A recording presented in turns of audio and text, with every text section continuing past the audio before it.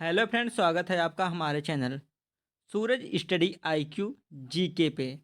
Friends, आज हम history की एक महत्वपूर्ण टॉपिक पर जो चर्चा करेंगे जिसका नाम है मौर्य वंश से पूर्व भारत पर विदेशी आक्रमण। फ्रेंड्स, अगर आप भी हमारे चैनल पे नए हैं तो चैनल को सब्सक्राइब कर दीजिए, वीडियो को लाइक कर दीजिए, बेल आइकन प्रेस कर दीजिए ताकि हमारी आने वाली वीडियो का नोटिफिकेशन आप तक पहुंचता रहे। तो आज हम जो टॉपिक का नाम है मौर्य वंश से पूर्व भारत पर विदेशी आक्रमण, इसके बारे में चर्चा करेंगे।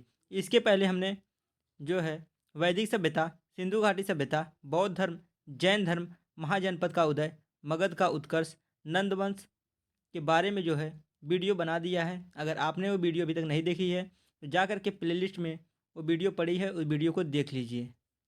चलिए अब हम टॉपिक पे आते हैं और हम जो आज पढ़ेंगे उसका नाम है मौर्य वंश से पूर्व भारत पर विदेशी आक्रमण। चलिए वीडियो को कंटिन्यू करते हैं और आप लोग ध्यान दीजिए।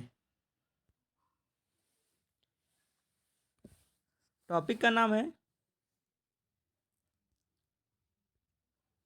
मौर्य वंश से पूर्व भारत पर विदेशी आक्रमण।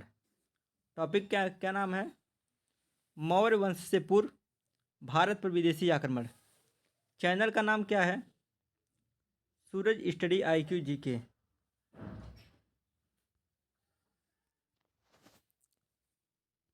तो हमारे चैनल का नाम है सूरज स्टडी आईक्यू जीके। यहाँ पर आपको हिंदी, हिस्ट्री, जियोग्राफी से संबंधित जो है हिस्ट्री, जियोग्राफी और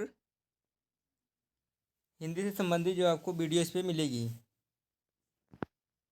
अब हम चलते हैं, वीडियो को स्टार्ट करते हैं। भारत के पूर्वी क्षेत्र में मगध एक शक्तिशाली महाजनपद था। इसने अगल बगल के छोटे राजाओं को हराकर भारत के पूर्वी क्षेत्र में राजनीतिक स्थिरता ला दी थी, किंतु भारत के पश्चिमोत्तर क्षेत्र में छोटे छोटे राजाओं का शासक था। वे कमज़ोर शासक थे, जिस कारण विदेशी आक्रमणकारियों ने ही पश्चिमोत्तर क्षेत्र पर ही आक्रमण किया। पश्चिमोत्तर क्षेत्र पर ही आक्रमण किया। यहाँ पे देखिए कारियों हैं, तो यहाँ पे आक्रमणकारियों था, यहाँ पे गलत लिखा गया ऊपर से।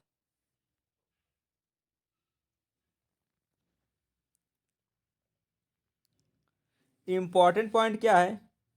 इनके अनुसार दो आक्रमण किए गए हैं, जिसका नाम क्या था? ईरानी आक्रमण और यूनानी आक्रमण। कौन कौन से दो आक्रमण थे? तो पहला था ईरानी आक्रमण, दूसरा था आपका यूनानी आक्रमण। अब हम पढ़ेंगे ईरानी आक्रमण के बारे में। आखिर ईरानी आक्रमण क्या था?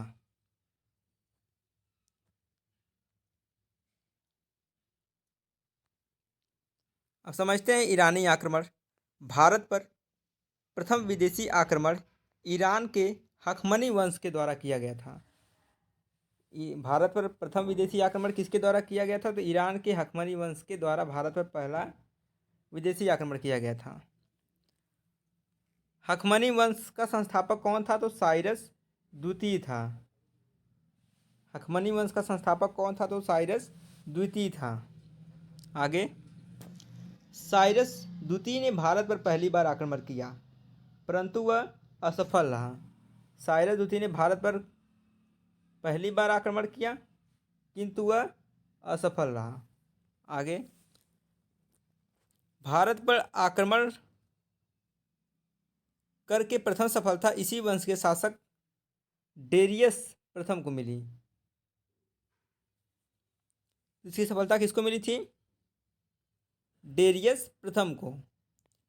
अब आगे देखते हैं क्या है। डेरियस प्रथम ने सर्वप्रथम 516 ईसा पूर्व में गंधार तथा कम्बोज को हराकर अपने साम्राज्य में मिला लिया। डेरियस प्रथम ने सर्वप्रथम 516 ईसा पूर्व में गांधार तथा कंबोज को हराकर अपने साम्राज्य में उसको क्या कर लिया, मिला लिया। आगे, भारत के पश्चिमोत्तर भाग को जीतने के बाद डेरियस प्रथम ने इसे ईरान का 20वां प्रांत बनाया। भारत के पश्चिमोत्तर भाग को जीतने के बाद तो डेरियस प्रथम ने इसे ईरान का 20वां प्रांत बनाया। अगर पूछ दिया कि भारत के पश्चिमोत्तर भाग को जीतने के बाद 20वां प्रांत किसने बनाया, तो डेरियस प्रथम ने। अब आगे देखते हैं, इस क्षेत्र में 360 टैलेंट सोना भेंट मिला था, जो फारस के सभी एशियाई एशियाई से मिलने वाले कुल राजस्व का 1/3 भाग था। एशियाई प्रति से मिलने वाले कुल राजस्व का 1/3 भाग था। इस वंश का अंतिम शासक डेरियस तृतीय इस वंश का अंतिम शासक कौन था, डेरियस तृतीय को सिकंदर ने पराजित कर दिया और हखमनी वंश का भारत से अंत कर दिया। डेरियस तृतीय को किसने पराजित कर दिया, सिकंदर ने। डेरियस तृतीय को सिकंदर ने पराजित कर दिया और हखमनी वंश का जो है भारत से अंत कर दिया। अब हम जानते हैं कि ईरानी आक्रमण का जो प्रभाव था वो क्या गया था। तो जो यहाँ पे पॉइंट समझ लेते हैं कि ईरानी आक्रमण का भारत पर क्या प्रभाव था। तो भारत और ईरान के संपर्क में 200 सालों तक बना रहा। भारत और ईरान का संपर्क 200 सालों तक बना रहा। और दूसरा पॉइंट था इसमें जो है, ईरानी आक्रमण के फलस्वरूप व्यापार को क्या मिला था, बढ़ावा मिला था। ईरानी आक्रमण के फलस्वरूप व्यापार को क्या मिला, बढ़ावा मिला। अब जानते हैं यूनानी आक्रमण क्या था, क्योंकि पहला तो ईरानी आक्रमण था, दूसरा आपको बताया था कि यूनानी आक्रमण। आखिर यूनानी आक्रमण है क्या, इसके बारे में जान लेते हैं। यूनान के राजा फिलिप का पुत्र सिकंदर था और सिकंदर का ही मूल नाम क्या था, अलेक्जेंडर। तो सिकंदर का मूल नाम क्या था, अलेक्जेंडर। इसका जन्म कहाँ हुआ था, तो मेसिडोनिया में। इसका जन्म मेसिडोनिया में कब हुआ था, 365 ईसा पूर्व। 365 ईसा पूर्व। पिता की मृत्यु के पश्चात लगभग 20 वर्ष की आयु में सिकंदर राजगद्दी पर बैठा। कितने वर्ष की आयु में, 20 वर्ष की आयु में जो है सिकंदर राजगद्दी पर बैठा।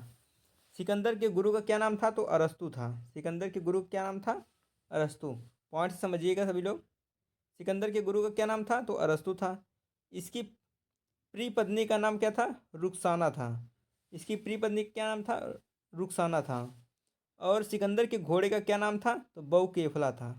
सिकंदर के घोड़े का क्या नाम था, तो बहु केफला था। आगे,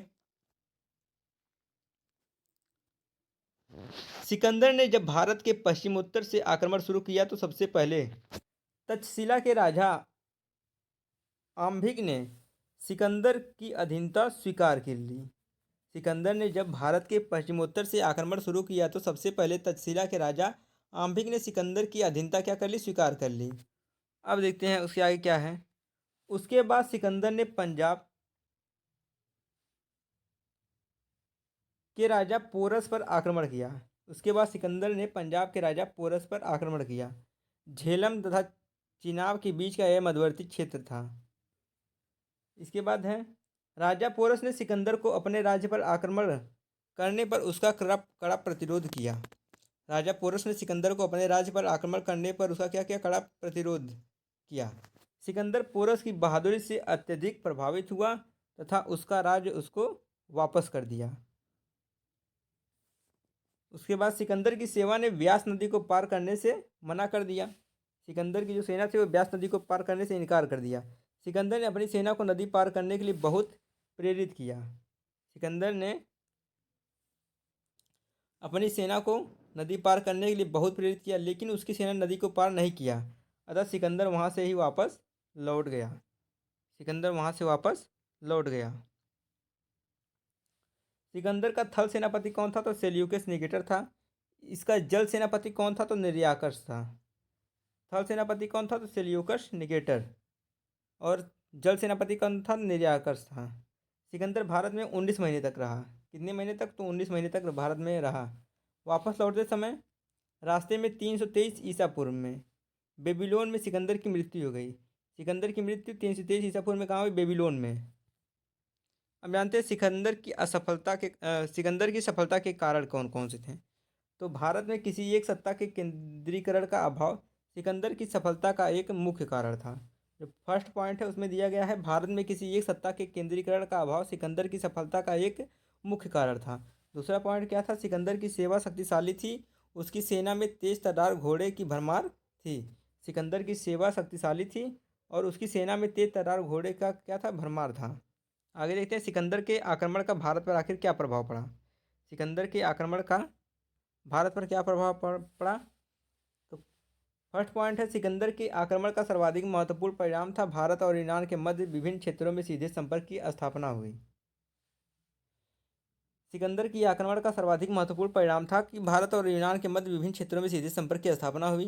दूसरा पॉइंट था, सिकंदर की आक्रमण से पूर्व जो छोटे छोटे भारतीय राज्य आपस में संघर्ष करते थे, उनमें पहली बार एकता के लक्षण दिखे। इसके फलस्वरूप भारत में एकीकरण की प्रक्रिया को बल मिला। सिकंदर के आक्रमण से पूर्व जो छोटे मोटे भारतीय राज्य आपस में संघर्ष करते थे, उनमें पहली बार एकता के लक्षण दिखे। इसके फलस्वरूप भारत में एकीकरण की प्रक्रिया को उसमें क्या मिला, बल मिला। आगे देखते हैं,